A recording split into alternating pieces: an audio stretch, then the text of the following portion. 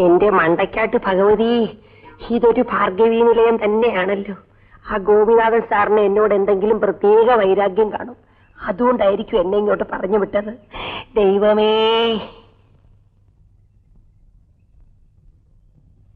നമസ്കാരം. ആരാണ്?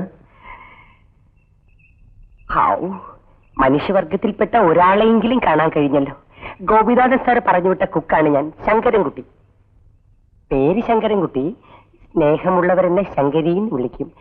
സാറ് എന്നെ അങ്ങനെ വിളിച്ചാൽ മതി. ഇതിനു മുമ്പ് താൻ എവിടെ നിന്ന്? ഗോപിനാഥൻ സാറിന്റെ വീട്ടിലായിരുന്നു. അതിനു മുമ്പ് സർക്കിള് മൈക്കിളേറ്റിന്റെ വീട്ടിലായിരുന്നു. അതിനു മുമ്പ് വക്കീല് ഭാസ്കരൻ നായരുടെ വീട്ടിലായിരുന്നു. അതിനു മുമ്പ് സ്മഗ്ലർ ഖാദർക്കയുടെ വീട്ടിലായിരുന്നു. അതിനു മുമ്പ് ശരി, ഇവിടെ ഞാനും എന്റെ ഭാര്യയും മാത്രമേ ഉള്ളൂ. അവൾക്ക് എല്ലാ കാര്യങ്ങളും ശ്രദ്ധിക്കാൻ സമയമുണ്ടായെന്ന് വരില്ല. ഈ വീട് ഭംഗിയായി നോക്കേണ്ടത് തന്റെ ചുമതലയാണ്. അത് ശങ്കരി ഏറ്റു സാറേ. ഇതിനു മുമ്പ് നിന്ന വീടുകളിലെ ലേഡീസിന്റെ എല്ലാ കാര്യങ്ങളും ശങ്കരിയാ നോക്കിയേ. പിന്നെ ഒന്ന് ചോദിച്ചോട്ടെ, ഇവിടെ പ്രേതത്തിന്റെ അല്പസ്വല്പ ശല്യം ഉണ്ടെന്ന് പറഞ്ഞ നേരാണോ? നേരാണ്.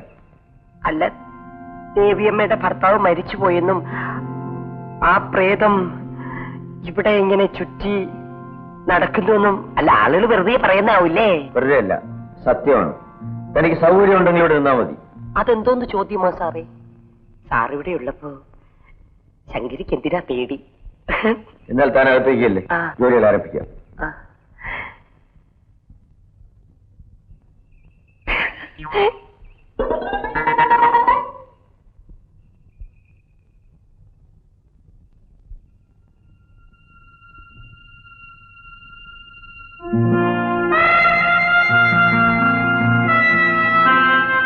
ദേവി, ഞാൻ നമ്മുടെ എസ്റ്റേറ്റ് ഒന്ന് ചുറ്റി കണ്ടിട്ട് വരാം. വെറുതെ പഴയ ഓർമ്മ പുതുക്കാൻ വേണ്ടി മാത്രം.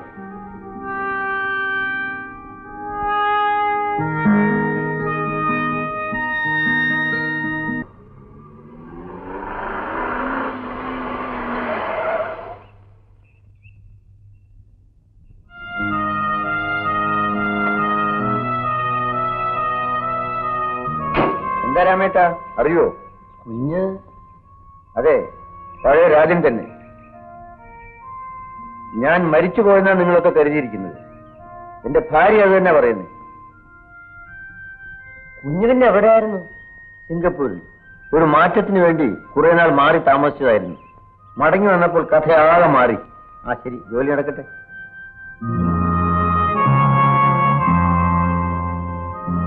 എനിക്കൊന്നും മനസ്സിലാവുന്നില്ല എന്റെ ഭഗവതി.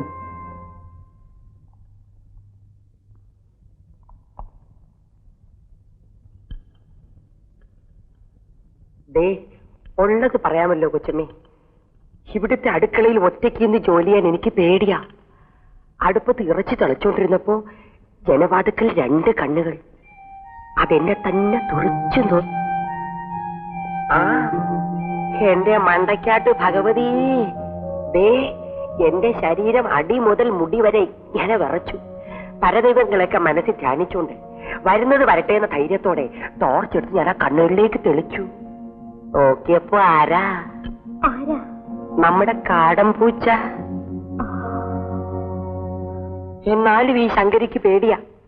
പൂച്ചയുടെ വേഷത്തിൽ നടക്കുന്ന ചില ഒടിയന്മാരുണ്ട്. അവരുടെ ഞാൻ മുമ്പ് ചെന്ന് പെട്ടാ എന്റെ മാനം പോവും. താനൊന്നും കഴിച്ചില്ലേ? അതെന്തോന്ന് ചോദ്യമാകൊച്ചമ്മ. വീട്ടുകാര് കഴിച്ചു കഴിഞ്ഞാലല്ലേ വേലക്കാര് കഴിക്കൂ. ഞാൻ അങ്ങനെ ശീലിച്ചിട്ടുള്ളൂ. ഇവിടെ വീട്ടുകാരായിട്ട് ഞാൻ മാത്രമേ ഉള്ളൂ. താൻ പോയി കഴിച്ചോ. അയ്യോ, അപ്പൊ അദ്ദേഹം വരണ്ടേ? അയാൾ എന്റെ ആരുമല്ല. അയാൾക്ക് വേണ്ടി കാത്തിരിക്കും വേണ്ട. ദേവി ഭക്ഷണം കഴിക്കാൻ തുടങ്ങിയോ? എന്നെയും കാത്തിരിക്കായിരിക്കും എന്ന് വിചാരിച്ച് ഓടിപ്പടഞ്ഞു വരികയായിരുന്നു. ഏതായാലും കഴിച്ചോളെ. ശങ്കരൻകുട്ടി. ശങ്കരി. ശങ്കരി. വിളമ്പിക്കോ. മതിയാക്കിയോ? ഭർത്താവിന്റെ കൂടെ ഇരുന്ന് അല്പമെങ്കിലും കഴിക്കണ്ടേ? മര്യാദയ്ക്ക് വേണ്ടിയെങ്കിലും. ഭർത്താവ് പഴയ സ്വഭാവം തന്നെ. ഒരു കാര്യം പറയാൻ തുടങ്ങിയാൽ അപ്പൊ പിണങ്ങും. കഷ്ടം. സ്നേഹം കൊണ്ടാ സാറേ. ഞാനും അങ്ങനെയാ. കൂടുതൽ സ്നേഹമുള്ളവരോട് ചിലപ്പോ വെറുതെ പിണങ്ങാൻ തോന്നും. ഞാനും സ്മഗ്ലർ കാതർക്കായും കൂടി ദിവസവും പിണങ്ങും. അതുപോലെ ഇണങ്ങും. ഓ സാറേ, കാര്യം ചോദിച്ചാ സാർ ദേഷ്യപ്പെടുവോ? എന്താ? കൊച്ചമ്മ പറയുന്നു കൊച്ചമ്മയുടെ ഭർത്താവ് മരിച്ചുപോയെന്ന്. സാറാണെങ്കിൽ പച്ച ജീവനുടെ മുമ്പിൽ ഇരിക്കുകയും ചെയ്യണു. എന്താ ഇതിന്റെ ഒരു ട്രിക്ക്? കൊച്ചമ്മ പറഞ്ഞത് ശരിയാണ്. ഞാൻ മരിച്ചുപോയി. മരിച്ചെന്ന് സ്വർഗത്തിൽ ചെന്നപ്പോ യമൻ എന്നോട് പറഞ്ഞു. യമനെ അറിയാമല്ലോ? അയ്യോ, ഞാൻ പരിചയപ്പെട്ടിട്ടില്ല. കാലൻ. ഈ ചാവാൻ നേരത്ത് പാശവുമായി പോത്തിന്റെ പുറത്ത്. അത് തന്നെ. അദ്ദേഹം എന്നോട് പറഞ്ഞു അവിടെ ചെല്ലാൻ സമയമായിട്ടില്ല. പിന്നെ മെനക്കെട്ട് പോയതല്ലേ എന്ന് കരുതി ഒരു 5 വർഷം അവിടെ താമസിച്ചു. പോരണമെന്ന് തോന്നിയപ്പോ ഇങ്ങോട്ട് പോന്നു. എന്റെ മണ്ടയ്ക്കാട്ട് ഭഗവതി.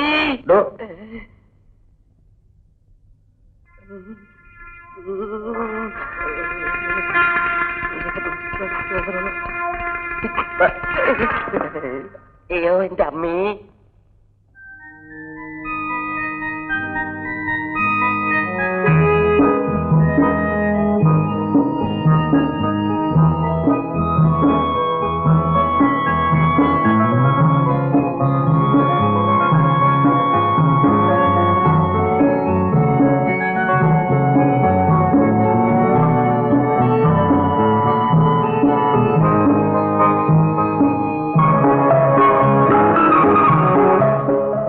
എന്തൊരു മാറ്റമാണ് ഇവിടെ.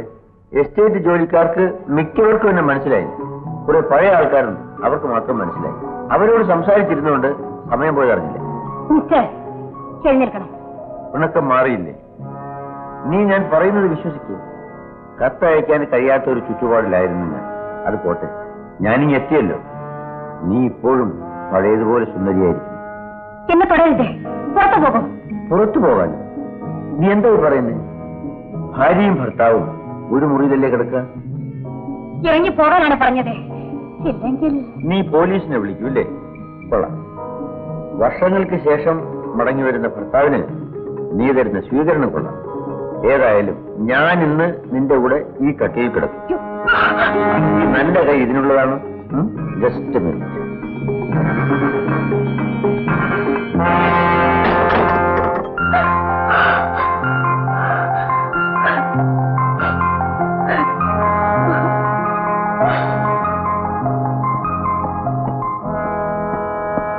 സാറിനെ അങ്ങോട്ട് കേറ്റിയില്ല അല്ലേ? എന്റെ മണ്ടയ്ക്കാട്ട് ഭഗവതി. ഇങ്ങനെയുണ്ടോ ഭാര്യമാര്? താൻ എന്തിനാ ഇവിടെ ചെവി കൊടുത്തുന്നത്? ഞാൻ ജോലി കഴിഞ്ഞപ്പോ വെറുതെ ഇങ്ങനെ. തന്നോട് പറയുന്ന ജോലി ചെയ്താൽ മതി, വേറെ വലിയ കാര്യങ്ങളൊന്നും ചെയ്യണ്ട കേട്ടോ.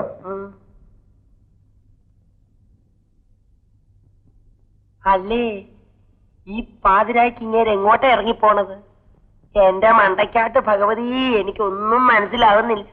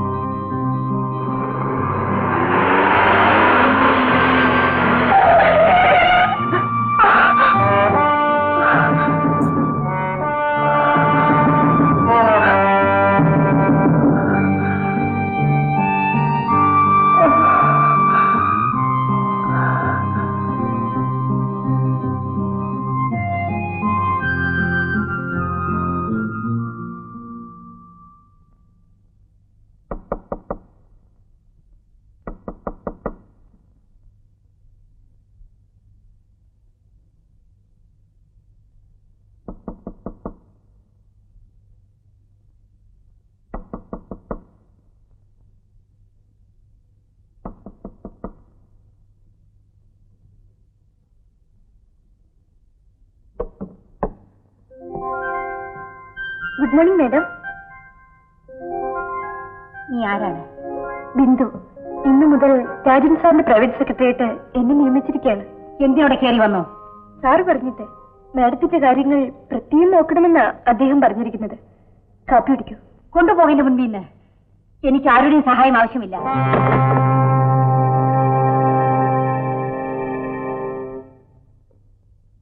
എന്റെ ഭാര്യ ഒരു പ്രത്യേക സ്വഭാവക്കാരിയാണ്. കാരണമില്ലാതെ വഴക്കുകൂടും, ചിലപ്പോൾ കരയും. ഞാൻ മരിച്ചുപോയി എന്ന വിശ്വാസം അവളുടെ മനസ്സിനെ ആകെ തളർത്തിയിരിക്കും. അവരെ കണ്ട ഉടനെ എനിക്കത് മനസ്സിലായി. എന്നോട് വളരെ റഫായിട്ടാണ് ഇവർ പറയുന്നത്. അതാണ് ഞാൻ പറഞ്ഞത്, വളരെ കരുതി വേണം ഇവിടെ കഴിയാനും. എപ്പോഴാണ് എന്താണ് സംഭവിക്കാന്ന് പറയാനാവില്ല. ഇത്രയേറെ തെളിവുകൾ ഉണ്ടായിട്ടും അവരെന്താണ് സാറിനെ ഭർത്താവായി അംഗീകരിക്കാത്തത്? അതാണ് ഇപ്പോൾ എന്റെ ഏറ്റവും വലിയ ദുഃഖം. ഒരു പ്രത്യേക സാഹചര്യത്തിൽ 5 വർഷക്കാലത്തോളം അവൾക്കൊരു കത്തയക്കാൻ പോലും എനിക്ക് കഴിഞ്ഞില്ല. അതിന്റെ പരിഭവമായിരിക്കുമെന്നാണ് ഞാൻ ആദ്യം വിചാരിച്ചത്. അത് പോട്ടെ. മിസ് ബിന്ദുവിന് താമസിക്കാൻ എന്റെ മുറിയുടെ എതിരെയുള്ള മുറി അറേഞ്ച് ചെയ്തിട്ടുണ്ട്. എന്തെങ്കിലും ആവശ്യമുണ്ടെങ്കിൽ പറയണം. Thank you sir.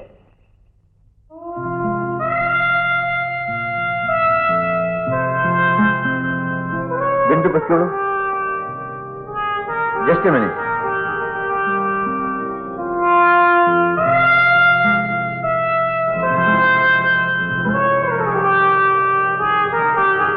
Nice. Thank U.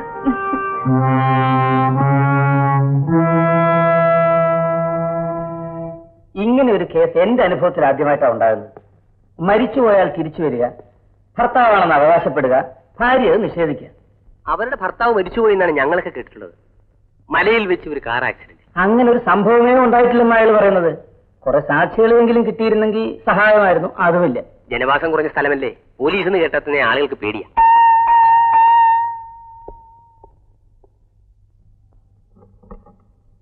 Hello. ഞാൻ നിങ്ങളെക്കുറിച്ച് സംസാരിച്ചുകൊണ്ടിരിക്കുകയായിരുന്നു.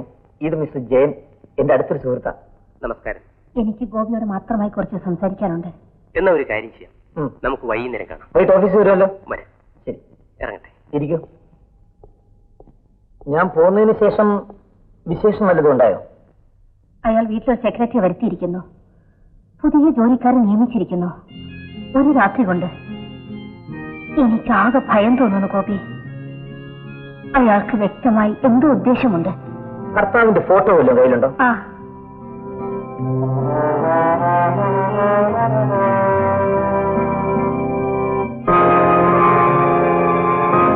ഇതും അയാളും തമ്മിൽ വലിയ സാദൃശ്യമുണ്ടല്ലോ. അതാണ് ഞാനും അത്ഭുതപ്പെടുന്നത്. പക്ഷേ എന്റെ ഭർത്താവിന്റെ കരിഞ്ഞ് ചാമ്പലായി പോയ ശരീരം ഞാൻ കണ്ടിട്ടുണ്ട്. ഏതായാലും ദേവി വീട്ടിൽ പോയിക്കൊള്ളൂ. വേണ്ട, മുഴുവനും പറഞ്ഞിട്ട് പോയാൽ മതി. ഒരു കള്ളം സത്യമാക്കാൻ വേണ്ടി ചിലർക്ക് 1000 കള്ളങ്ങൾ പറയേണ്ടി വരും. അത് നിങ്ങളെ തന്നെ ഉദ്ദേശിച്ചായിരിക്കും പറഞ്ഞത്. എനിക്കതിന്റെ ആവശ്യമില്ലല്ലോ ഗോപിനാഥ്. വരൂ ദേവി. ഇല്ല, ഞാനാണ് പറയുന്നത് വരാൻ. നിനക്ക് നല്ല സുഖമില്ല.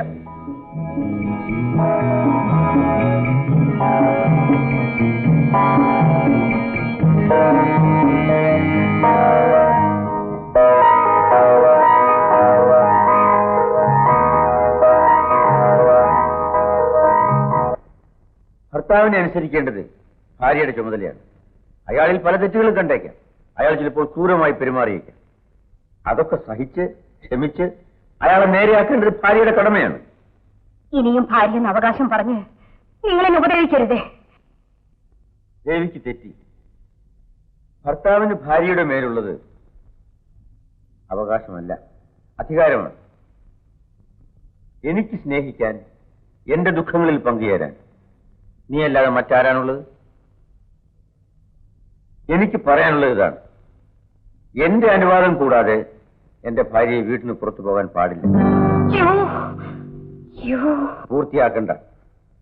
പൂർത്തിയാക്കിയാൽ ചിലപ്പോൾ എന്നെ നിയന്ത്രിക്കാൻ എനിക്ക് കഴിഞ്ഞില്ല എന്ന് വരും. ഞാനിപ്പോ പഴയ പോലെ ചൂടാകാറില്ല. ക്ഷമിക്കാൻ പഠിച്ചു വരികയാണ്. അല്ലെങ്കിൽ നിന്റെ ഭാവം കൊണ്ട് ഇവിടെ കഴിയില്ലല്ലോ. ബിന്ദു, നീ വരൂ. നീ ഇതൊന്നും കാര്യമാക്കണ്ട. ദേവിക്ക് മനസ്സിന് നല്ല സുഖമില്ല. അവർക്ക് വേണ്ടതൊക്കെ നീ ചെയ്തു കൊടുക്കണം. അവരാവശ്യപ്പെട്ടില്ലെങ്കിൽ പോലും. ദേവി, നീ പറയാറുണ്ടല്ലോ ഇവരൊക്കെ ഞാൻ എന്റെ സൗകര്യത്തിൽ നിർത്തിയിരിക്കുകയാണെന്ന്. അല്ല, വീട്ടിലുള്ള എല്ലാം എന്റെ സ്വന്തമാണ്, ഞാൻ അടക്കം.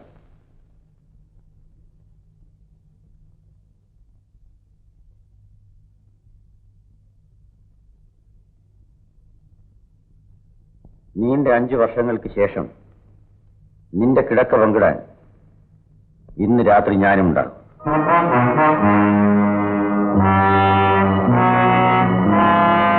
മേഡമൊന്നും കഴിച്ചില്ലല്ലോ. എനിക്കൊന്നും വേണ്ട. ഒരു ഗ്ലാസ് ഹോർലിക്സ് കൊണ്ടുവരട്ടെ? വേണ്ടെന്ന് പറഞ്ഞില്ലേ?